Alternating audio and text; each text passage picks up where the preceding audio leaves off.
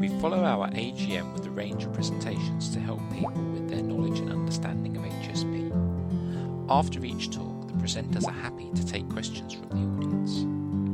In 2020, we ran these presentations virtually, and this video is a selection of the questions asked, mostly through the Zoom chat pane. You can find a link to the presentation itself in the comments below.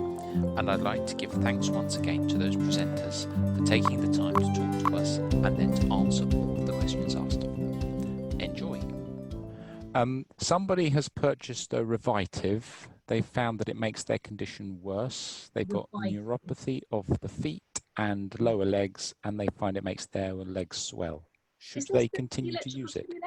Yeah, this is one of these things where you've got you put your feet on the plates and send some kind of shock, I think, through. One of my patients with inherited neuropathy sent me a link to this actually on Monday. Yeah, the thing is with, I mentioned functional electrical stimulation. That works well for when you have pure HSP.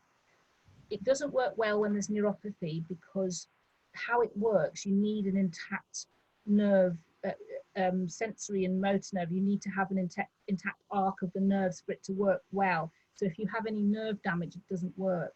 So what I said to him, and what I'll repeat to your member now, is that I think my worry with where you have a neuropathy is that what Revitive, when I looked at the website, it says that it makes your foot muscles contract and the ankle muscles contract, and that's what helps circulation. But if the nerves are damaged, you won't get that contraction. And what you might find is that you're having to use very high currents. And I just worry about if your feeling is not so good because of a neuropathy, I'm just worried that the currents might be, not damaging, but certainly higher than you should be tolerating. So I don't like the look of it for people who have neuropathy. I wasn't keen, and this is what I told my patients, and anybody from Revitive can shoot me down, but no, I certainly, we know in the FES clinic that we don't send our people with neuropathy to the FES clinic because the nerve damage means that the electrical stimulation doesn't work. Okay. Would that also apply for someone who's got more advanced HSP and they've got a lot of nerve degradation anyway? But it depends where the nerve degradation is. Because if it's in the periphery, so if it's around in the nerves in the feet, then yes. But if it's more nerve degradation in the spinal cord, less so. Because we know that actually FES can work very, very well for people with spinal injuries as well as spinal diseases. Let's see. We've got a question. If a muscle doesn't feel stiff, can it be stiff or weak in lifting the leg? Personally, I don't know because I don't have muscle stiffness.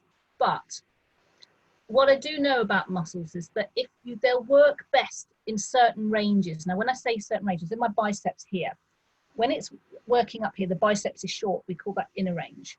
When the biceps is there, it's stretched, and that's outer range. You tend to find that muscles work best in that mid-range. So if a muscle is tight, so if I had tightness of my biceps, I'd be finding it a bit stiffer and a bit harder to work optimally out here than I would perhaps in here. So the stiffness, really, to know how much stiffness there is, you have to take a joint through the range. You have to sort of stretch that muscle out and see how much movement you've got. If you're getting a bit stuck, then there is some stiffness there. Weakness is a slightly different feeling because what people tell me is that if they have weakness, it's that heaviness. It's a feeling of heaviness that you can have in certain muscles and around certain joints.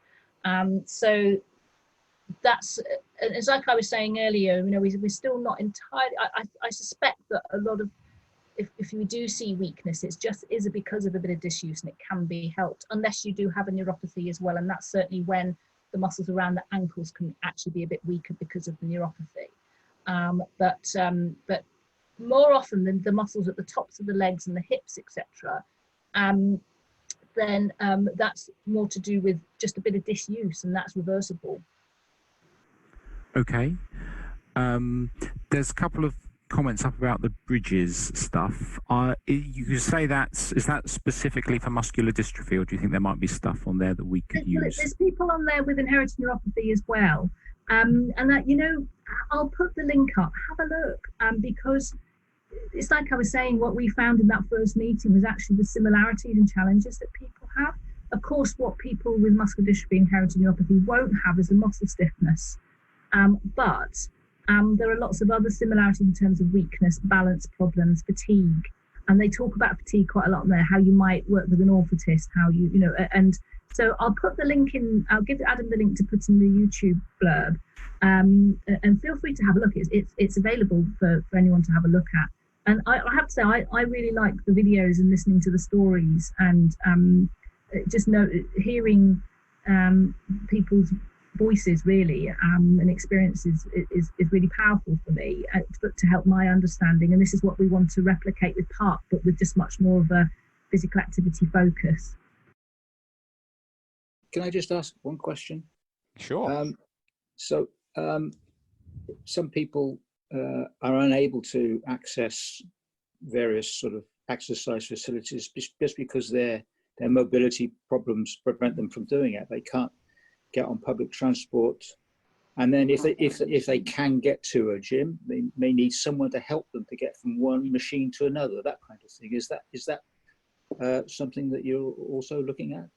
Yeah, and this is what came through when we did the surveys and from the interviews. So this is why it will, when we, I say when, this is if we get the money, but it will be very much that a plan is made within what is accessible to somebody, what is available to somebody, because it might be that they're, one thing we've seen with COVID is this big boom in online help, actually, online exercises and that sort of thing. And certainly one of my colleagues, in fact, I might sneak a link in for that as well. She's a Pilates instructor, and she's put together some videos with some other colleagues for looking at Pilates for people with rare neuromuscular conditions. And some of them will be appropriate for people living with HSP. So some of them you can do in your chair, some of them you can do lying down, some standing up if your mobility allows. So it's about, so then they can be done at home. So it's about exploring if there are big barriers, then what are other ways that you can take the opportunity to move more, or take the opportunity to engage, or get some peer support with other people. And that's where the online side of things is actually really interesting now. And we're moving into a new era with that, really. There's various questions about TheraBands. Do you have any recommendations?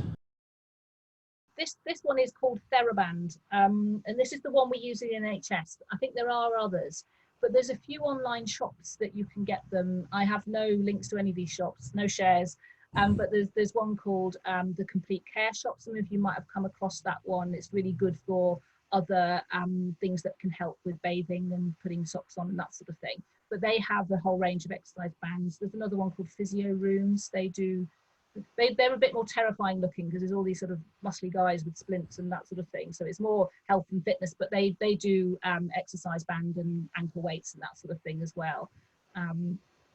So there's a few around. But if you Google TheraBand, maybe that's something we could put. What I don't want to do is I have to be a bit careful about just plugging one brand, but it's the one we use in the hospital. I've been using TheraBand for years. So. Thank you very much, Gita, for talking with us. Thank you all of you guys for taking the time to come and listen and ask questions and everything. Thank you very much for listening.